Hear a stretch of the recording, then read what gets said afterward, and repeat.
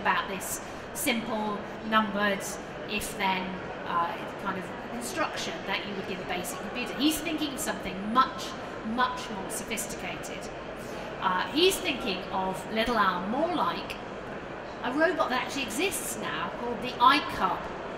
And the iCub does actually learn very much the way a child learns. For example, the way you teach it words is to give it the object and tell it the word. So you would give it a red ball and say red ball. And then you would give it the red ball again and say red ball. And you would keep doing this until it had learned the word or got really annoyed with the red ball. And this actually works remarkably well. It's a surprisingly good analogue for how children learn. And this kind of learning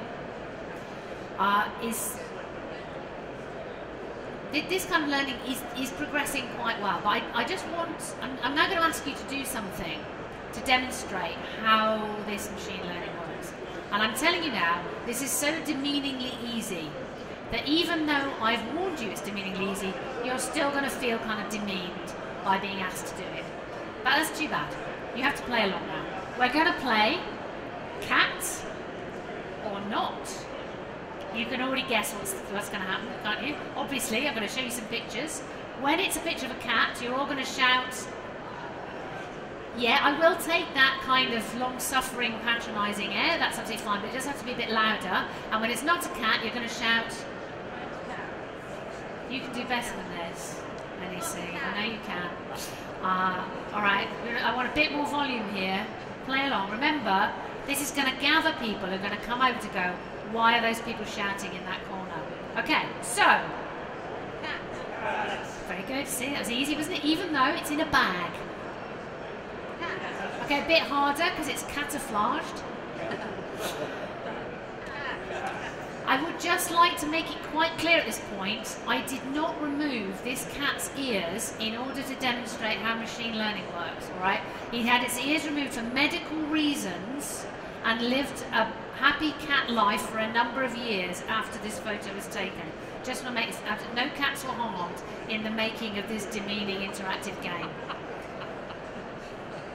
Not a cat. Not a cat, exactly. This is my former co-star, Socrates, bless his little paws. He's a rat, just in case anyone had come to a lab innovation show and didn't know what a white rat looked like. Now I said that out loud, sounds unlikely. Cat. Yes, cat. Not a cat. Not a cat. You're all very good at this. I bet you're great at those things on the internet where it says identify all the street lights and buses, aren't you? Yes. I bet you're really good. Which is incidentally exactly what, that's exactly what you're doing. You're basically training an AI to take your job every time you do that. We are all, on the internet, we're all like those people who work in Tesco's who train us to use the self-checkouts so that they can be sacked, basically. That's our life now. Not a cat. I'm a bit worried by that moment of hesitation. I mean, I know they're wearing the same shirt, but come on, Ed Sheeran is not a cat. Although, if you think this is a spooky resemblance, he actually posted this on his own social media, saying, look at this. So this is basically that. Why did you find that so easy, in spite of cats being in bags, having no ears, being camouflaged? You found that really demeaningly easy, didn't you? Because you grew up pointing at furry things and shouting cat, and your parents would either go, yes, very clever, or no, that's a dog, or a rat, or... Okay, probably not Ed Sheeran when you're growing up, but, whoever, Cilla Black, I don't know. And that is basically what we're doing. When we do things on the internet, say these are traffic lights and these aren't, we're marking the homework of an AI that's learning by trial and error in a similar way. And that's how it all works. And it's getting quite good. IBM produced a program called Watson, named after one of their founders, that won an American television game show called Jeopardy!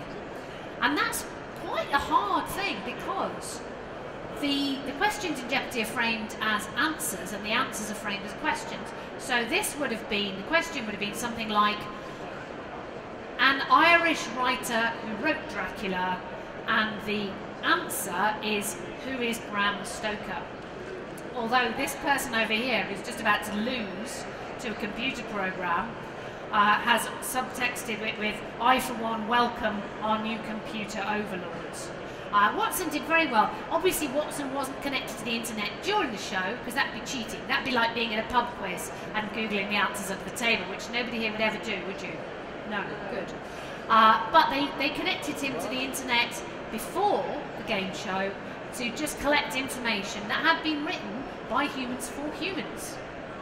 So it's quite impressive. Although Watson made one very tactless error in a round entitled US Cities, Watson gave the answer Toronto, thus alienating two of the greatest nations on earth at a stroke. But that's because Watson could be very smart, could be very good at finding information on the internet, but no good at contextual knowledge. No contextual knowledge at all. And that is one thing we are still better at. That's me just getting in well with our computer overlords at Robot Expo, just to keep on the safe side. I think she likes me. So, big data, there's lots of it. There's many dimensions, it's collected automatically, it's collected in real time, so you project it forward, and it's processed by AI. Okay, so far so good. What are the drawbacks of it? Well, this is a question, Fermi question, how many cats are there in the world? I was hosting basically a school's event about mathematics. One of the speakers, Rob Eastaway, lovely guy, very smart, was doing a talk about Fermi questions, which are questions to which you can't actually find out the actual answer, but you can use what you do know to estimate a pretty good answer. And so he said to the kids at the interval, if you've got any Fermi questions, put them in the box, we'll have a go at answering them. So he gets this out, how many cats are there in the world? He starts saying, okay, well, we need to know how many people are there, how many cats per person on average, starts working it out. And this kid in the second row puts his hand up, and I say, yes, you know, have you got a question? Do you want this clarified? And the kid said, no, I haven't got a question. I've got the answer. It's 600 million. Because he had just Googled it. Completely missing the point of the talk, obviously, because the point was to try and work it out. But it did make me think of that saying, you know, all human knowledge is only 3 clicks away in the age of the internet. And I thought, where does that figure come from? Not the 600 million, because that's nonsense. I looked that up later to see if I could find a source, and it's just one of those numbers someone off the top of their head has put a number out there on the internet. It's now a zombie statistic.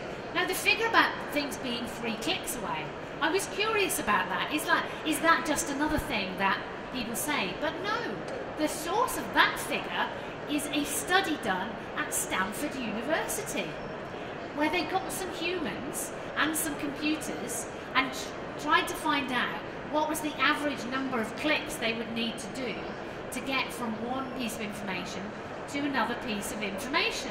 And this is the graph, so number of clicks on the bottom, percentage of participants, you got a certain number, and you can see that the most popular number of clicks was indeed 3. It's a logarithmic scale, so it goes 1, 10, 100. So yes, some humans were taking a lot of clicks, but the commonest was up here at 3. It's probably a bit easier if we sit in the table, in fact. Now the only caveat here is when they say shortest possible paths, these were the paths worked out by the computers. The humans, even the best humans, were averaging really 4 or 5 clicks per piece of information. So when someone says, of course, in the age of the internet, all human knowledge is only 3 clicks away, you can answer, if you're a computer, yes. If you're a human, it's 4 to 5 clicks away.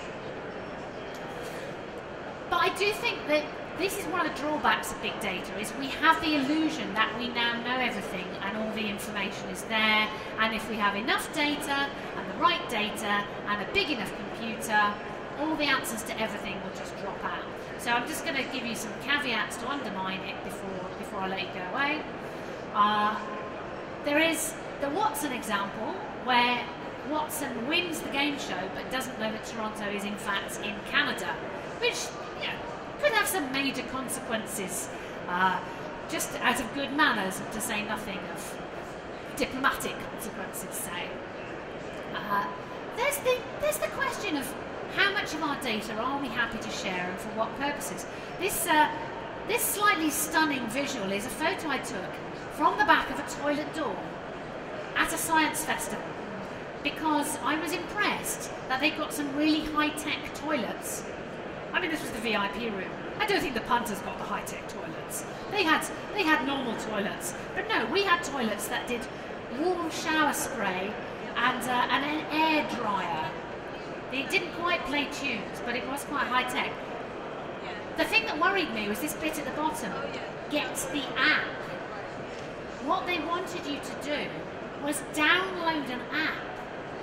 While you were sitting on the toilet, you could use the app to control what you wanted the toilet to do, thereby letting the people who run the app on the toilets collect data on... I mean, I don't need to spell it out in any more detail, do I? All I'm going to say is, I thought that was slightly privacy intrusive, and I'm not going to download any app in order to interact with the toilet that I'm sitting on at the time. I mean, to say nothing of it, the possibility of it being hacked. Imagine, they might slightly change the water temperature, or not let the air dryer work. The possibilities are horrendous. So, over-intrusive data collection, I think, is one thing to bear in mind. The taxi data is a possible example of that. I mean, we've already seen the way that some celebrities could be identified and their routes home, but in fact, because you can get access to so much of the data, you can go to a website called NYC Taxi Day in the Life, and you can follow one driver. It's not in real time, it's past data, but you can follow one driver and see where they go and at what time, when they stop and what fares they do. So you can probably have a fair idea where they live, but also if they have a particular pattern of stopping, driving 5 times a day,